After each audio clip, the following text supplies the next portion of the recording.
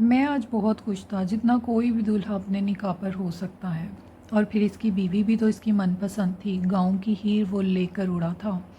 और दोस्त इसकी किस्मत पर रश्क कर रहे थे। स्कूल जाती वो नाजुक कली नज़रों को ऐसा भाई कि इसकी दुनिया ही उलट पुलट हो गई। फिर अली के रिश्ते से भला किसको इनकार था? इकलौता बेटा, ना कोई आगे ना ही कोई पीछे, आलूओं के चिप्स की रेडी लगाता था। इस पर शक्ल भी इसकी काफ़ी अच्छी थी। उम्र 27 साल थी, परी गुल से 10 साल बड़ा था। लेकिन क्या हुआ? ये तो मामूली बात थी।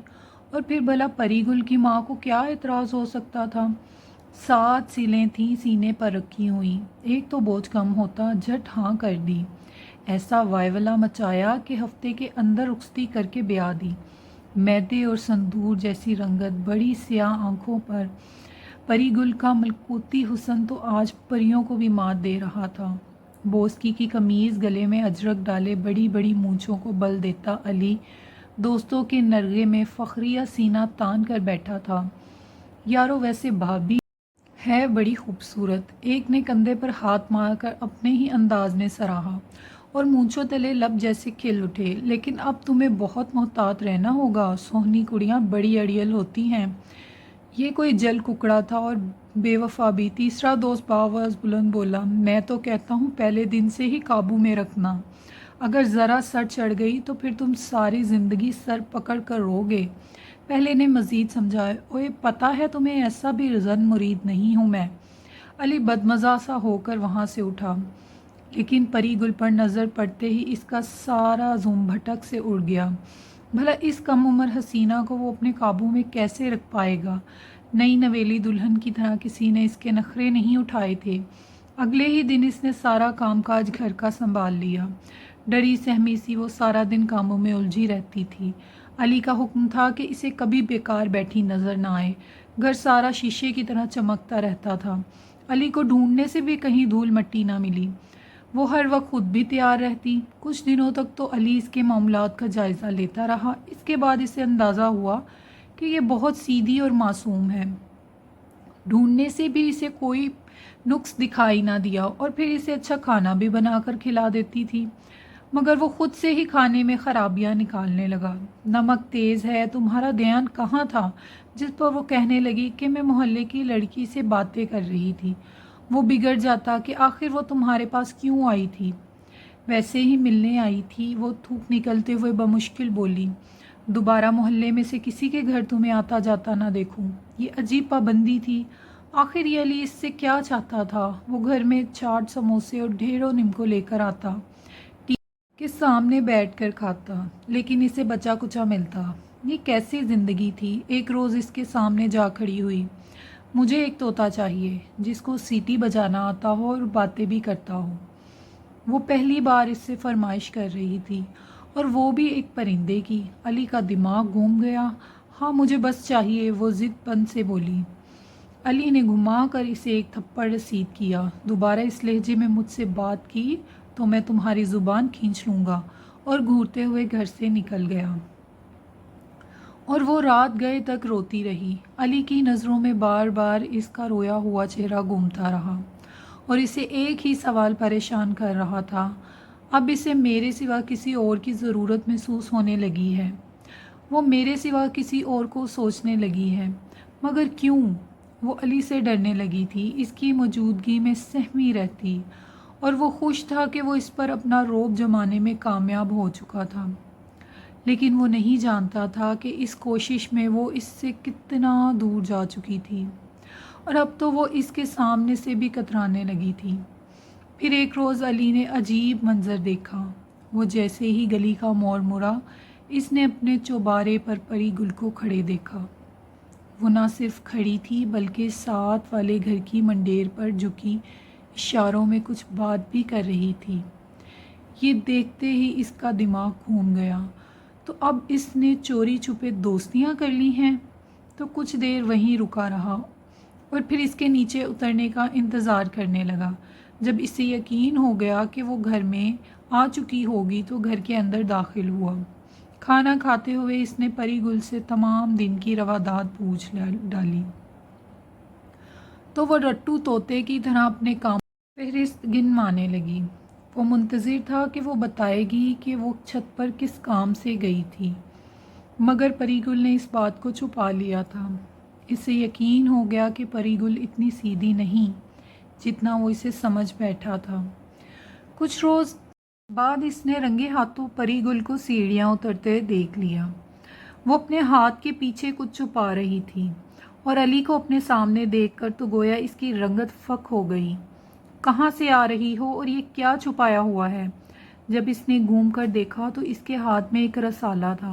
علی نے الٹ پلٹ کر دیکھا اور پھاڑ کر رسالے کو کوڑے دان میں پھینک دیا۔ اس کا بس نہ چل رہا تھا کہ وہ پری گل کا حشر کر دیتا۔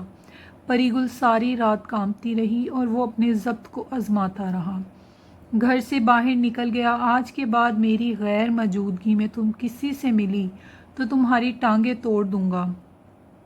یہ محض اسے دھمکا ہی سکا۔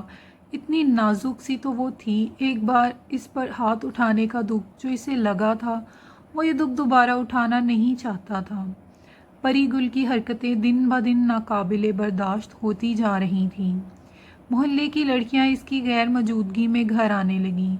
وہ اس سے اتنا ڈرتی تھی لیکن پھر بھی نافرمانی سے باز نہ آتی تھی۔ آج بھی یہ ایک ایسا ہی دن تھا۔ گاؤں میں میلہ لگا تھا۔ ساری لڑکیوں نے مل کر پری گل کے گھر پر دھاوا بول دیا۔ اپنی ساری سہیلیوں میں وہ اکیلی شادی شدہ تھی۔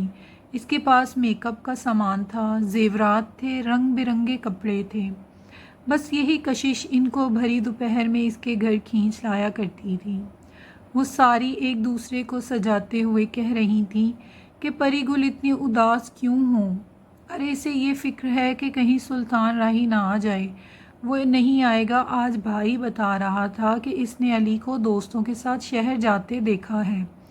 تبھی تو ہم آئے ہیں۔ مریم نے جیسے اپنی سہیلی کی تسلی کرائی۔ نہیں ایسی کوئی بات نہیں، بس میرا دل میلے میں جانے کو چاہ رہا تھا۔ اس کا چہرہ اتر گیا۔ تو چلو واپسی پر تمہیں گھر چھوڑ دیں گے۔ سب کے اصرار پر وہ تیار ہو گئی۔ بہت مزہ آئے گا، اور شہر گیا علی تو رات گئے واپس آ جائے گا، لیکن ہم تو گھنٹے میں ہی گھوم کر واپس آئیں گے۔ ایک میلے میں گھومتے ہوئے انہیں 4 گھنٹے لگ گئے۔ گھر آتے ہوئے وہ ڈر رہی تھی، لیکن دوست نے ہمت بنائی کہ علی سے ڈرنے کی ضرورت نہیں، اس کا مقابلہ کرنا زیادہ سے زیادہ یہ ہوگا کہ وہ تمہیں گھر بھجوا دے گا۔ تو ایسے ڈر کر جینے سے کیا فائدہ؟ تمہیں اپنی مرضی سے رہنے کا حق حاصل ہے۔ ان کا یہ سارا لیکچر سن کر جب وہ گھر میں داخل ہوئی تو علی کو صحن میں ٹہلتے ہوئے پایا۔ وہ اسی کا انتظار کر رہا تھا۔ مضبوط قدموں سے چلتی ہوئی اس کے سامنے کھڑی ہو گئی اور وہ ٹھان کر آئی تھی کہ انچ نہیں ڈرے گی۔ کہاں سے آ رہی ہو تم؟ سوال حسب توقع تھا۔ میلے میں گئی تھی، اس نے بھی آنکھوں میں آنکھیں ڈال کر بے خوفی سے کہا۔ علی نے حیرت سے اس کی آنکھوں میں اتری بغاوت کو دیکھا اور کہنے لگا کہ میں تم پر ہاتھ نہیں اٹھانا چاہتا تھا، اور اسے چھوڑنا اس کے لیے ممکن نہ تھا۔ اسے لگا کہ جیسے وہ خود سے ہار گیا ہے۔ اپنا سارا غصہ اس کی آنکھوں میں اتری بغاوت میں ڈھلا دیکھ کر وہ کیا کرتا؟ اسے لگا جیسے وہ بے بس ہو گیا ہے، اور پری گل اپنی بہادری پہ خود کو داد دیتی بے حد خوش تھی۔ پری گل نے دیکھا کچھ دنوں سے وہ بہت خاموش تھا اور نہ ہی غیر ضروری کام کہتا۔ ایک دوست کے ساتھ پری گل نے اسے کوئی بات کرتے سنا تھا۔ وہ آج کل اپنے کام کے حوالے سے پریشان تھا۔ اس کے آلو کے چپس نہیں بک رہے تھے۔ روز ریڑھی لگاتا اور شام کو خالی ہاتھ لوٹتا۔ رات کو اس کی چارپائی کی پائنتی پر بیٹھ کر اس کے پیر دباتے ہوئے پری گل کو اس پر بے پناہ ترس آیا اور پریشان اور اداس اسے دیکھ رہی تھی۔ اب فیکٹری کی جگہ بوائز کالج کے باہر ریڑھی کیوں نہیں لگاتے؟ وہاں بکری زیادہ ہوگی، بلکہ چپس کیوں ساتھ پکوڑے، سموسے اور چکن رول کا بھی اضافہ کر لیں۔ اس کی بات پر علی نے یکلخت اپنے پیر سمیٹ لیے اور اٹھ کر بیٹھ گیا۔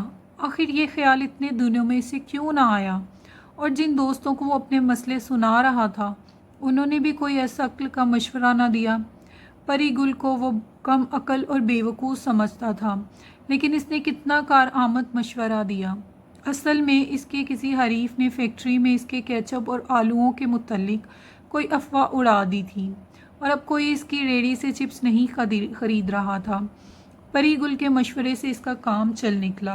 وہ اس کی مددگار تھی، ضروری سامان گھر میں تیار کرتی اور پری گل کی باتوں کو وہ اہمیت دینے لگا، اس کے لیے چیزیں خرید کر لانے لگا، اور اس نے دیکھا پری گل اب بہت خوش رہتی ہے، اس کے ساتھ ہنستی ہے، باتیں کرتی ہے اور ہر کام بھی خوشی سے کرتی ہے، اس کی پرواہ کرتی ہے، اس کا خیال رکھتی ہے اور اس کے لیے فکر مند رہتی ہے۔ یہ پری گل کچھ عرصہ قبل والی پری گل سے بالکل مختلف تھی۔ یہ اعتماد اسے علی کی محبت نے دیا تھا، اس کی دن بہ دن رنگت کھلتی جا رہی تھی، اور وہ ہیرے جیسی چمکتی آنکھوں کو دیکھ کر وہ اکثر سوال کرتا کہ تم اتنا کیسے بدل گئی ہو؟ اب تمہیں نہ سہیلیوں کی ضرورت ہے اور نہ ہی تم گھر سے باہر جاتی ہو، نہ میری حق عدولی کرتی ہو۔ جس پر وہ مسکرا کر کہتی کہ آپ میرے دوست بن گئے ہیں۔ پھر یہ تبدیلی کیسے آئی؟ جس روز تم میلے سے واپس آئی تھی، میں اس دن ہار مان گیا تھا۔ مجھے لگا کہ میں اب دوبارہ تم پر کبھی اعتبار نہ کر سکوں گا۔ سچ کہوں تو پہلے کبھی تم نے مجھے اپنی محبت کا اعتبار دیا ہی نہیں، تو میں اس کی حفاظت کیسے کرتی؟ بلا وجہ کی روک ٹوک، پابندیاں انسان کو بغاوت پر اکساتی ہیں، پھر وہ ان کے لیے چور راستوں کا انتخاب کرتا ہے۔ عورت کو زیر کرنے کے لیے محبت سے بڑا کوئی ہتھیار نہیں۔ ہمارا غصہ، روک ٹوک، سختی، پابندیاں مجھے نہیں روک سکتی تھیں، لیکن تمہاری محبت نے مجھے باندھ دیا، اور میں محبت سے بغاوت بھلا کیسے کر سکتی ہوں؟ اچھا تو تم مجھ سے محبت کرتی ہو؟ اس نے آخری بات اچک کر شوخی سے کہا۔ نہیں تو، وہ برملا کے مڑ گئی، لیکن علی پر جو بھید کھل چکا تھا وہ بھی اس سے دستبردار ہونے کو تیار نہ تھا۔ بادلوں نے چاند سے پہرا ہٹایا تو ستارے بھی انہیں دیکھ کر کھلکھلانے لگے۔